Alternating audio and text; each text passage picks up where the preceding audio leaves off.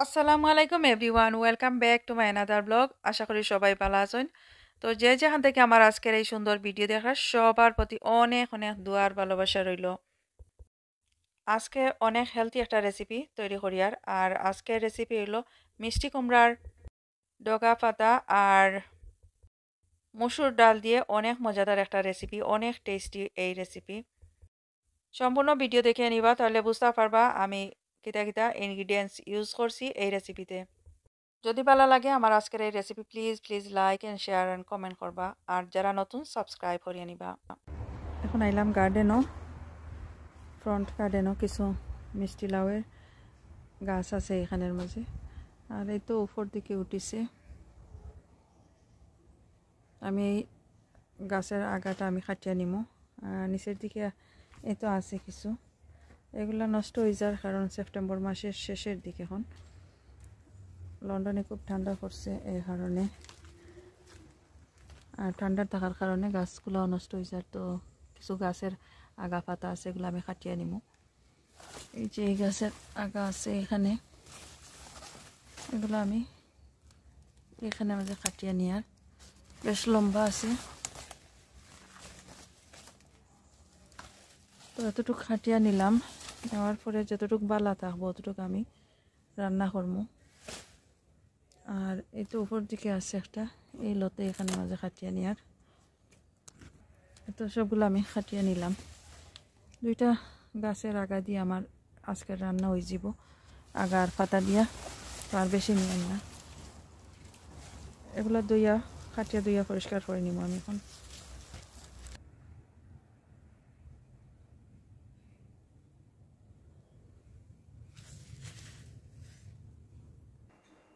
এই তো দুইটা মিষ্টি কুমড়া গাছের আগা পাতা আনছি আমি এখানে এগুলা কাটিয়ে নিব এখন এই তো গতকালকে আমি হারভেস্ট করছি আমার গার্ডেন থেকে কিছু সবজি এখানে মাঝে ডাটা পাতা সবগুলো আমি দইয়া পরিষ্কার করিয়া রাখছি এই যে এগুলো হয়েছে এখন আমি 1/3 কাপ 1 কাপ থেকে একটু কম আমি লাল ডাল যেগুলা রেড লেন্টিল এগুলো আমি দইয়া পরিষ্কার করিয়া নিব আর এগুলা ভিজিয়ে রাখা লাগে না বালাখড়ি দইয়া পরিষ্কার করিয়া নিলে হয়ে যায় তো এগুলো আমি বালাখড়ি দইয়া পরিষ্কার করিয়ে নেওয়ার পরে বাকি প্রসেস শেয়ার করব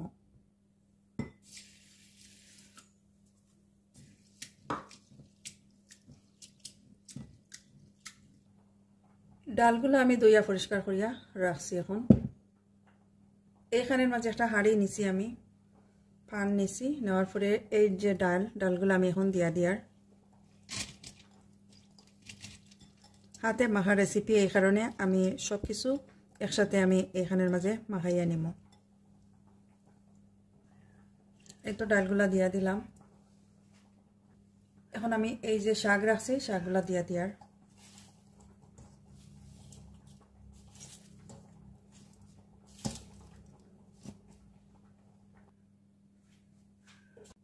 শাক দেওয়ার পরে এখন আমি এখানে মাঝে লম্বা লম্বা করে কাটিয়া কিছু পেঁয়াজ রাখছি পেঁয়াজগুলো আমি দিয়া দিয়ার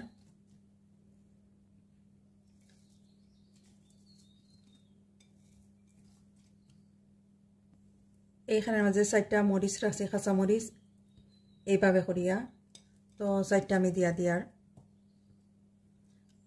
আর কিছু তেজপাতা রাখছি এই তেজপাতা এখানের মাঝে দিয়া দিয়ার এখন তেজপাতা না দিলে মনে হয় যে কিটা একটা মিসিং আছে ডাইলের মাঝে এই কারণে দিলাম আর এখানের মাঝে বেশ কিছু রসুন আমি রাখছি এইভাবে কাটিয়া তো রসুনের অর্ধেক আমি দিয়া দিয়ার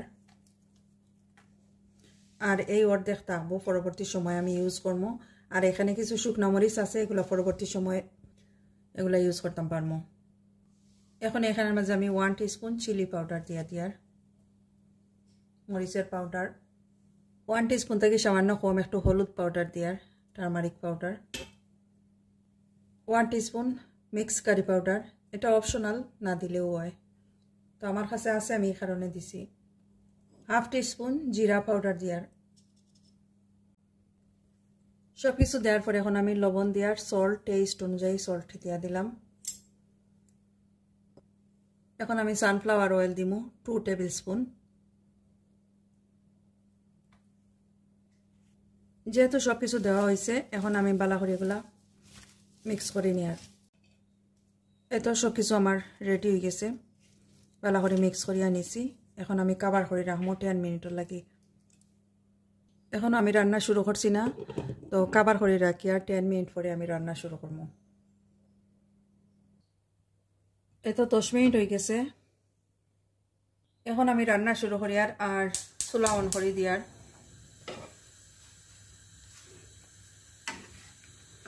এই যে একটু একটু পানিও বাইর হয়েছে লবণ দেওয়ার পরে, আর সবগুলো মাখাই আনিছিলাম এই কারণে একটু একটু পানি বাইর হয়েছে। এখন আমি এখানের মাঝে হাফ কাপ পানি দিয়ার, যেহেতু ডাইল দিছি অনেক সময় দেখা যায় ডাইলের পানিগুলা খুব তাড়াতাড়ি শুকাই যায়, এই কারণে আমি হাফ কাপ পানি দিয়া দিলাম। দেওয়ার পরে কাবার করে দিব। এখন 5-6 মিনিট লাগে কাবার করে দিয়ার, আর মাঝে মধ্যে নাড়াচাড়া করিয়া দিব। প্রায় 10 মিনিট হয়ে গেছে, আমি আরও দুইবার এগুলা নাড়াচাড়া করিয়া দিছিলাম। এই যে পানি ড্রাই হয়ে গেছে আর ডাল প্রায় সিদ্ধ হয়ে গেছে। এখন আমি 1 কাপ পানি দিয়ার, আগে হাফ কাপ দিছিলাম, এখন 1 কাপ দিয়ার বালা করে সিদ্ধ হওয়ার লাগে।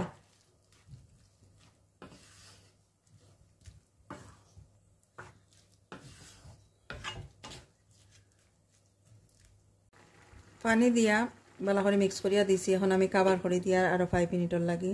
আর এত সময় আশা করি আর আমার ডাল বালা করে সিদ্ধ হয়ে যাব। এই তো 6-7 মিনিট হয়ে গেছে, ডাল বালা করে সিদ্ধ হয়ে গেছে। আর এই পর্যায়ে যদি কেউ পানি দিতে চায় তাহলে আর একটু পানি দিয়া দিবা, আর এরকম যদি রাখতে চায় তাহলে এরকম রাখতে পারবা। তবে এরকম রাখলে দেখা যায় যে ঠান্ডা হওয়ার পরে অনেক পানিটা আরও ড্রাই হয়ে যায়, আরও শুকাই যায়, এই কারণে আমি আরও অল্প কিছু পানি দিয়ে দিব। আমি আরও 1 কাপ পানি দিয়া দিলাম, আরও 5 মিনিটের লাগে রাখি আর এইখানের মাঝে। আর এই পর্যায়ে লবণ চেক করিয়া নিবা। তো আমার লবণ পারফেক্ট আছে, কাবার করে রাখি আর আমি আরও 5 মিনিটের লাগে। এই চুলার মাঝে আমি ডাল রাখি দিছি, এদিকে রান্না করার এইখানের মাঝে আমি আর একটা পান রাখছি। এই পানের মাঝে আমি এখন 1 টেবিল স্পুন তেল দিয়ার। এখন আমি শুকনো মরিচ রাখছিলাম যেগুলা, এগুলা দিয়ার ডাইলে ফুরন দেওয়ার লাগি।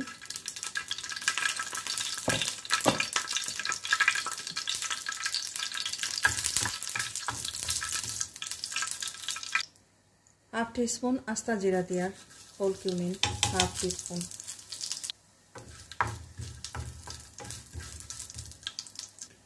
এখন দিয়ার কিছু গার্লিক রসুন আছে, এই রসুনগুলা আগে থেকে কাটিয়ে যে রসুনগুলা রাখছিলাম এগুলো দিয়ার। হালকা একটু বাদামি কালার হওয়া পর্যন্ত আমি অপেক্ষা করি। আর এত সুন্দর একটা কালার আইছে। এখন আমি ডাইলের মাঝে এগুলা দিয়ার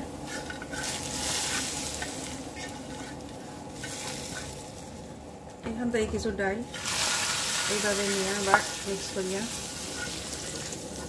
দিয়া সুন্দর একটা গ্রান আইব। আর নামানোর আগে আমি হাফ টিস্পুন রাঁধুনি পাঁচ ফোড়ন দিয়া দিলাম।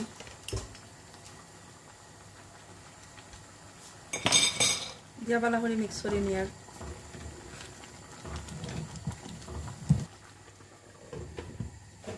এখন আমি কাবার করিয়া রাখি দিছি আর চুলা অফ করে লইছি, আমার রান্নাও শেষ। এই তো আমি এখন ডিশ আউট করি। আর অনেক সুন্দর একটা গ্রান বাইরেছে, অনেক হেলদি এই রেসিপি। যারা এখন পর্যন্ত ট্রাই করছেন না প্লিজ প্লিজ ট্রাই করবা, রেসিপি করিয়া নিবা, তাহলে বুঝতে পারবা কত সুস্বাদু আর টেস্টি এই রেসিপি। তো যদি ভালো লাগে আমার আজকের এই recipe please please like share and comment করবা। আর যারা অলরেডি করছেন থ্যাংক ইউ সো মাচ। এতক্ষণ সাথে থাকার লাগি ধন্যবাদ সবাইরে। এখানে বিদায় নিচ্ছি, আল্লাহ হাফেজ।